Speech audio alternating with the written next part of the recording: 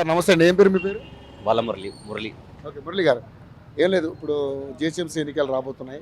So నగరంలో రోడ్లు కానీ, కరెంటు కానీ, అదే డ్రైనేజ్ సిస్టమ్ కానీ, వాటర్ కానీ ఎలా అనిపిస్తుంది? ముఖ్యంగా 3 పార్టీలు ఉన్నాయి కాబట్టి, సార్ అధికార కాంగ్రెస్ పార్టీ ఇప్పుడు నడుస్తుంది. కాంగ్రెస్ పార్టీ గతంలో 10 ఏళ్ళు బీఆర్ఎస్ పార్టీ కూడా అధికారం నుండి అది ఆ పార్టీ అయిపోయిన ఇప్పుడు అది మనం ఓడిపోయింది. ఇప్పుడు కాంగ్రెస్ వచ్చింది. సో బీజేపీ కూడా ఒక ఛాన్స్ అడుగుతుంది. ఎలా ఉండబోతుంది? ఎందుకంటే ఇప్పుడు డివిజన్లు పెరుగుతున్నాయి, కార్పొరేటర్ పెరుగుతున్నారు, మహిళా రిజర్వేషన్ 33% రిజర్వేషన్ రావడం వల్ల కూడా మహిళలు కూడా ఛాన్సెస్ ఉన్నాయి. ఎలా ఉండబోతుంది? అంటే ఎవరు వచ్చినా కానీ ఇప్పుడు ఏంటంటే, ఇప్పుడు నేను యాక్చువల్గా డ్రైవింగ్ చేస్తాను, నేను డ్రైవర్. రోడ్లు మాత్రం మరీ అధ్వానం సార్.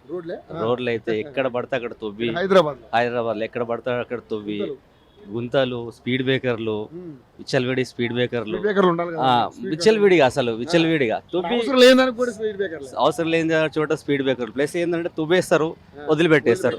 అది 6 నెలలకు మళ్ళీ అది ఎప్పుడైతే చేయడం వదిలిపెట్టేస్తారు. అది ఎప్పుడు ముగింపు అవుతుందో తెలియదు. దానివల్ల మాత్రం చాలా ఇబ్బంది అవుతుంది. ఏ పార్టీ వచ్చినా కానీ ప్రజలకు మంచి చేయాలా, ఒక సేఫ్ సెక్యూరిటీ రోడ్స్ అనేది కల్పించాలా. ఎవరు వచ్చినా పర్లేదు, ఒక ఓటర్గా నాది ఏంటంటే ఎవరు వచ్చినా పర్లేదు, రోడ్స్ మాత్రం మంచి బాధ్యతగా రోడ్స్ మంచి చేయాలనేసి మా ఉద్దేశం. నేను డ్రైవర్ కాబట్టి రోడ్స్ మాత్రం చేయాలనేసి ఎదుర్కొంటున్నాను. నేనైతే విచ్చలవిడి అసలు ఎక్కడ పడితే అక్కడ తువ్వడం, వదిలేయడం. ఇంకోటి ఏంటంటే ఏదైనా పండుగ వచ్చిందంటే ఫ్లెక్సీలు రోడ్డు అవసరమా? అధికార పార్టీ అవసరం.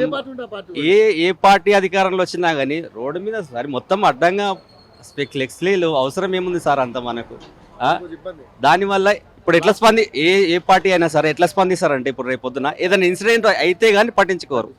ఏదైనా ఇన్సిడెంట్ అయితే కానీ ఆ ఫ్లెక్సీ మరి ఇది ఉండొద్దు, అవసరమా అని అంటారు. ఇప్పుడు తమిళనాడు విజయ్ ఉన్నాడు, సార్ ఉన్నాడు, సూపర్ చేస్తున్నాడు. తనని చూసైనా మనం కూడా మారి ఒక మంచి బాధ్యత, మంచి సమాజాన్ని నిర్మించుకుంటే బాగుంటుంది. మాట్లాడారు. ఎందుకంటే తమిళనాడు విజయ్ చాలా మంచి పనులు చేస్తా ఉన్నాడు. మనం తినే ఏ గొట్టాలు ఉంటాయి కదా, మన స్నాక్స్ లాంటివి, అవి కూడా కలర్ఫుల్, హార్మ్ఫుల్ అని చెప్పేసి తీసేసాడు. అవి ఎక్కడ కూడా మొత్తం బ్యాన్ చేశారు. రీసెంట్గా నేను కూడా తమిళనాడు వెళ్ళాను. ఎలా అనిపిస్తుంది? తమిళనాడు వెళ్ళాను, నేను టెంపుల్కి వెళ్ళాను, కుంభకోణం వెళ్ళాను. వాళ్ళు ప్రజలు ఏంటంటే వాళ్ళకి అవగాహన ఉంది.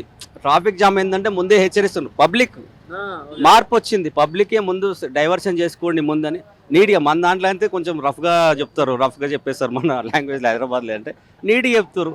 అంటే గవర్నమెంట్ చేంజెస్ చూపిస్తారు, మార్పు కనిపిస్తుంది. అయితే మన దగ్గర కూడా ఇప్పుడు ఈ రోడ్స్ అనేది మరీ అధ్వానం సార్. ఎక్కడ కూడా తువ్వ వదిలేస్తారు. కంప్లీట్ చేయండి, ఏ గవర్నమెంట్ అయినా సరే కంప్లీట్ చేయండి సార్. మరి ఇప్పుడు అంటే మీరు గత 10 ఏళ్ళు బీఆర్ఎస్ చూశారు. మరి బీఆర్ఎస్ ప్రభుత్వం బాగా అనిపించిందా, ఇప్పుడు కాంగ్రెస్ ప్రభుత్వం బాగా అనిపిస్తుంది? అంటే ఎవరిది తక్కువ అంచనా వేయలేదు సార్. వాళ్ళు చేశారు. ఇప్పుడు రేవంత్ రెడ్డి సార్ ఈయన ఉన్నాడు కదా, చేస్తున్నాడు. చెరువులు మంచి బాధ్యత తీసుకొని చేస్తున్నారు. హైడ్రా బాగా చేస్తున్నారు. దానివల్ల చాలా మంది ఇబ్బంది పడ్డారు. ప్లస్ ఇంకోటి ఏంటంటే ఇబ్బంది ఉంటుంది, మంచిగా ఉంటుంది. మంచి ఎంత చెడు కూడా అంతే ఉంది సార్. నష్టం జరిగిన వాళ్ళ గురించి బాధపడాలి. ప్లస్ ఒకటి సంతోషకరం ఏంటంటే కబ్జాలు ఆగిపోయినాయి సార్. బాగా మాట్లాడారు. అవును. ఇంకోటి ఏంటంటే చెరువులు కూడా మంచిగా అవుతుంది సార్. ఇప్పుడు ఇంకో 5-10 yearsలో ముఖ్య ఉద్దేశం ఏంటంటే రేపు రాబోయే తరానికి ఒక మంచి సమాజాన్ని అందించాలా. మంచి ఇప్పుడు చెరువులు అనేది మొత్తం అసలు లేకుండా పుస్తకాలు రాసుకుంటారేమో రేపు పొద్దున్న. పుస్తకాలు చెరువులు ఉండేటి అంట.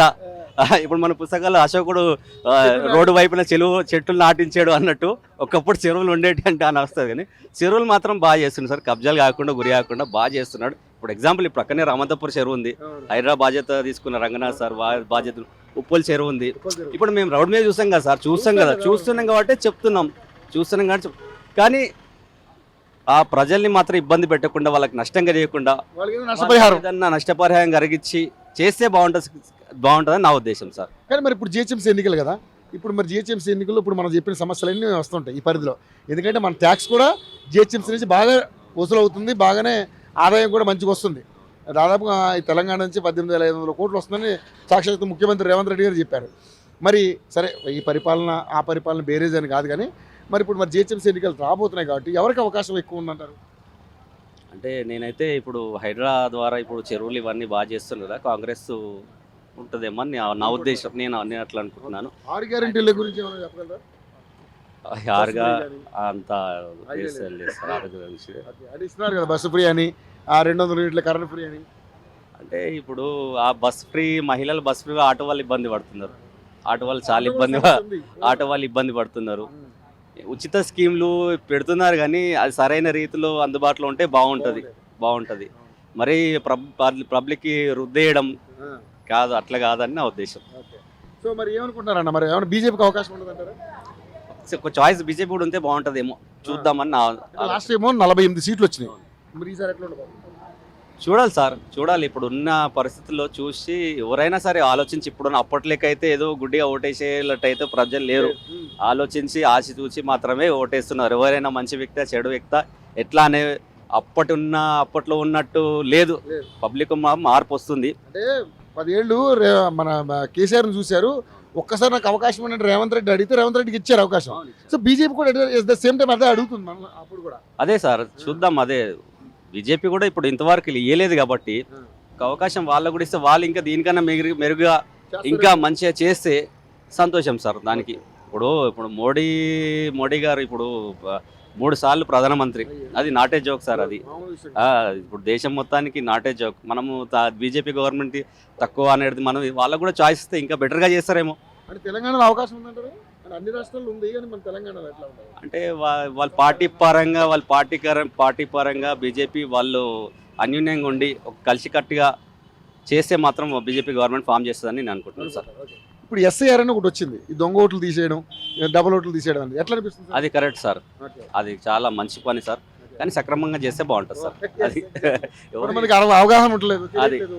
అది ఏమంటారు సార్, తెలియక పబ్లిక్ కూడా ఏమైపోయిందంటే ఇప్పుడు 1 time better, 2 time better, 3 time better, వీళ్ళు ఇంతే రాబోయానా అనుకోకుండా వీళ్ళు ఎప్పుడే ఇట్లా చేసేస్తారు వదిలేస్తారు అనుకోకుండా దాన్ని సక్రమంగా చేస్తే పబ్లిక్లో ప్రజలకు అవగాహన కలిగిస్తే బాగుంటుంది.